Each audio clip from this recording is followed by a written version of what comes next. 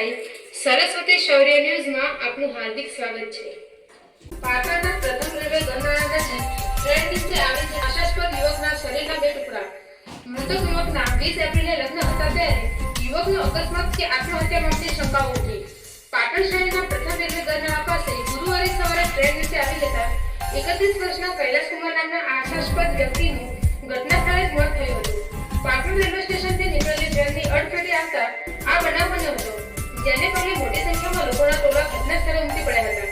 ઘટનાની જાણ થતાં રેલવે પોલીસ પણ ઘટના સ્થળે પહોંચી હતી અને અકસ્માતે મોતનો ગુનો નોંધી આગળની તપાસ હાથ ધરી હોવાનું જાણવા મળ્યું છે।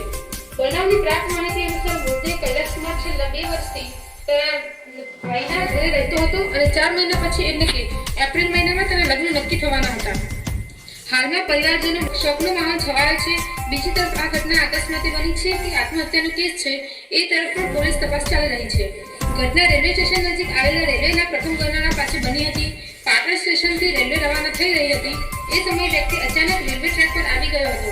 ટ્રેનની અડફેટે આવતા તેનું શરીર કપાઈ ગયું હતું અને ઘટના સ્થળે જ તેનું મોત થયું હતું। ઘટનાની જાણ થતાં રેલવે પોલીસનો કાફલો તાત્કાલિક સ્થળ પર પહોંચ્યો હતો। પ્રાથમિક તપાસમાં મૃતક પાટણની એકલવ્ય સ્કૂલની બાજુમાં આવેલ એક મકાનમાં તેના ભાઈ સાથે રહેતો હતો। પોલીસે મૃતદેહને પોસ્ટમોર્ટમ માટે ખસેડવાની કાર્યવાહી હાથ ધરી છે। આ ઘટના અકસ્માત છે કે આત્મહત્યા એ દિશામાં પણ તપાસ શરૂ કરવામાં આવી છે। હાલ પોલીસે અકસ્માતે મોતનો ગુનો નોંધી તપાસ શરૂ કરી છે। આ ઘટના પર મૃતકના મોટા ભાઈ જગદીશભાઈ સાથેની વાતચીતમાં તેઓએ જણાવ્યું હતું કે અમે રાજસ્થાનના ઝાલોર જિલ્લાના આહો તાલુકામાં ચોરલી ગામમાં રહેવાસી છીએ અને મારે પાટણના વાળીનાથ ચોક પાસે મેડિકલ દુકાન છે, જેમાં મારો નાનો ભાઈ કૈલાસ પણ મારી સાથે બેસતો હતો। કૈલાસ દરરોજ સવારે હોલસેલની દુકાનથી દવાઓ લાવીને મેડિકલમાં વેચતો હતો। આજે સવારે પણ તે તેનું વાહન લઈને દવા લેવા ગયો હતો ત્યારે આ ઘટના બની છે।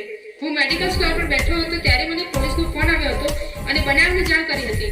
વધુમાં તેઓએ જણાવ્યું હતું કે અમે 4 ભાઈ બહેન છીએ, જેમાંથી 2 ભાઈ બહેનના લગ્ન થઈ ગયા છે, જ્યારે કૈલાસ અને એક બહેનના લગ્ન 20 એપ્રિલના રોજ રાજસ્થાનમાં અમારા વતને થવાના હતા। હાલમાં મૃતદેહને પીએમ અર્થે હોસ્પિટલ ખસેડાયો છે। પીએમ થયા બાદ અને તેના મૃતદેહને લઈ જઈશું અને ત્યાં જ તેના અંતિમ સંસ્કાર કરાશે તેવું તેમણે જણાવ્યું।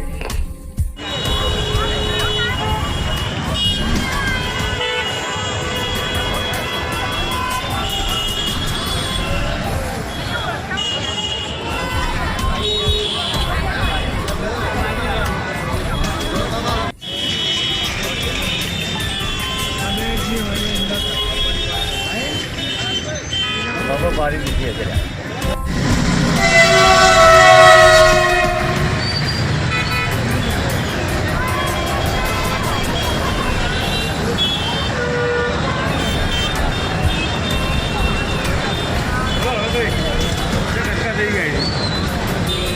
लागे तो व्यवस्थित माणस हो, लागे तो कोई व्यवस्थित माणस है। हाँ सारा करना है પણ હું શું ખાતો જો હોય જે પેલી બાજુ ઓળંગવા ગયો હોય આ તો પેલો પોલીસ વાળો વિચાર